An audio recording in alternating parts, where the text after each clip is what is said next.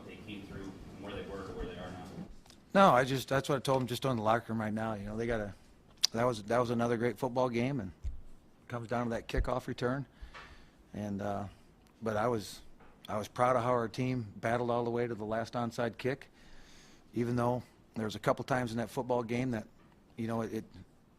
we were really faced with some tough spots, particularly on defense, and had the whole building, and they were playing hard, meaning North Dakota, and we got out of the situation. So we've fought it till the bitter end to try to win that football game all the way to the sideline kick, that we just missed. So, there's a lot of things that we can take from, because that's how this team was all season long, as they fought till the bitter end, and that's why they'll become the men that they are. And they've got a lot to look forward to in the future. The way the offense played on that first drive, I think what changed? Why weren't you able to have success in the second half? I think a little bit happened when I think losing Braden, when we lost Braden, that took away some of the power game because that's your initial point of attack out there, and he was big to us. So I think that had something to do with it. But North Dakota played well, and it is what it is. You'll have to go back and watch the film to see what happened, but ultimately, I think if I look at these numbers, nothing. I just thought it was another good football game with the difference of a kickoff return, and the young guy made a nice play. Line of scrimmage was kind of where you figured this game was going to play out. Is that how it played out in your mind, and how do you feel like you won or lost that battle on the line of scrimmage? Well, I just think that was two good football teams at the line of scrimmage. They won, we won. We won our share, they won their share.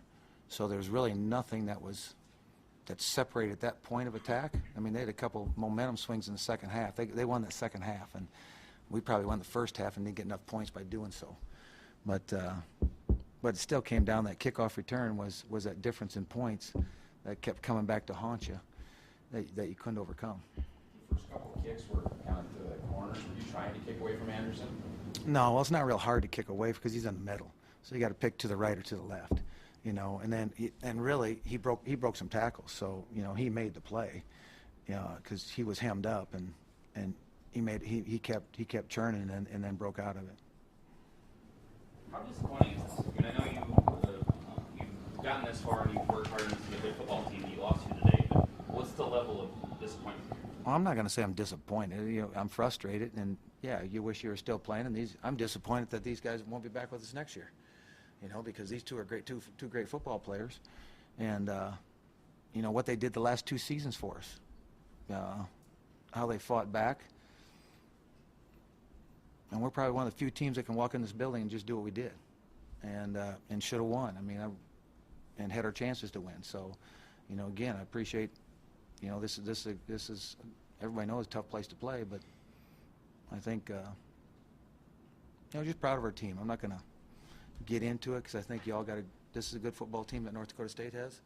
I think we got a great football team, and I think when you play on the road, in particular like we have for the last weeks, the crowd can keep you in the game when you're not playing well, and this crowd kept them in the game early, and then they really they played really hard in the second half, and we started to leak a little bit, but to our credit, we kept getting out of trouble and put ourselves in position to be in the game all the way to the end. Mark, a lot of people say this is a national championship game. What do you think? I thought so coming in. I told these guys coming in, we got great respect for North Dakota State, and if to come here and win this game, and I felt that these two teams were the two best teams. Somebody asked me early in the week if we had the best team, and I knew the two best teams were playing this weekend. I didn't say it, but I felt the two best teams in the field were playing today, and so yeah, you should be pleased with your football team. I'm pleased with our football team. How big was the punter in changing the field position and pinning you guys? You got to give him credit, because even that last punt that he put on the 2-yard line, he did a nice job. He pinned us in there a couple times, and that takes away a lot of your offense of what you can do inside that 2. So give him credit. But I also thought to counter that, we were pinned in there, had to punt out of there. Could have been the game over. They started, I think, on the 30, 35-yard line, and the next time we touched the football, we were back at our 35-yard line again. So, we transitioned that right back and got our field position back. But credit to the punter because he put us in some tough spots and took away some opportunities of a series of downs because we had to start so deep inside the 5-yard line. With the way the play calling worked out in the second half, you moved to that almost like a 2-minute offense with about 6 minutes to go. In retrospect, would you maybe have wanted to move that up at all and go quicker like that, or play a little more urgency earlier? I don't know. Yeah, you can go back and look at it 100 different ways. If we get that sideline kick, which was there, I mean, we're at the 50-yard line with 3 minutes to play and sitting in a good position. Even after that, we got the ball back again. At the 2-yard line, that was 6 minutes was that one. And then the 2-minute mark, we got it back at the 2-yard line. So, they battled till the end. They put us in position to win. And what more can you ask of these guys than to do that, what they did? We've been on the road all season. I mean, everybody. What kind of challenges the Easton State for you guys today? You've seen Carson a couple of times. It's the first time you guys have seen Easton. I thought he did a good job, running the offense, and they're going to run a little more with him out on the field, designed runs, and with that, I think it makes you have to hold him accountable. So going against our defense, it kind of we can't kind of focus on more of one thing, where there was those outside sweeps or what they were doing. It kind of they used the motion to get our eyes going, and he's always a threat, bringing the ball right up the middle, and he popped for a couple times. Tim, describe these battles with NDSU, what they've been like during your career. It just seems like it's just two slobber-knocker kind of teams here, isn't it? I can speak for DeAndre, too, that we look forward to this game every single year. This is a game you love to play in. I have a tremendous amount of respect for NDSU. I wouldn't even say it's a team I dislike or hate. I mean, you got respect for this team, and they got respect for us. They know that, if there's one team that can come in and beat them, it's us. And then we also know that this is going to be the best team we play all year. I think that it doesn't change their mindset or our mindset. It just takes our focus, whether it's throughout the week and then coming to this day, to another level each time we play. Tim, a lot's been said about how these teams don't like each other, but I noticed a lot of, after a big hit, or a lot of head tapping each other and helping each other up.